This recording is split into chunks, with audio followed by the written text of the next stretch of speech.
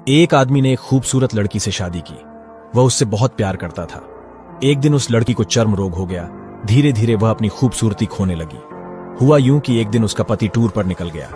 लौटते समय उसका एक्सीडेंट हो गया और उनकी आंखों की रोशनी चली गई। हालांकि उनका वैवाहिक जीवन हमेशा की तरह चलता रहा, लेकिन जैसे जैसे दिन बीतते गए उसकी खूबसूरती धीरे धीरे कम होती गई। यह बात अंधे पति को पता नहीं चली और उनके वैवाहिक जीवन में कोई अंतर नहीं आया। वह उससे प्यार करता रहा और वह भी उससे बहुत प्यार करती थी। एक दिन वह लड़की मर गई। उसकी मृत्यु से लड़के को बहुत दुख हुआ। उसने उसका अंतिम संस्कार पूरा कर दिया और वह शहर छोड़ना चाहता था। पीछे से एक आदमी ने आवाज दी और कहा, अब तुम अकेले कैसे चल पाओगे? इतने दिनों तक तुम्हारी पत्नी तुम्हारी सहायता करती रही।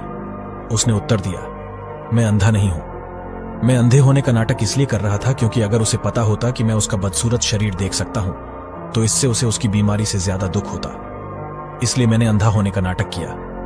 वह बहुत अच्छी पत्नी थी। मैं तो सिर्फ उसे खुश रखना चाहता था।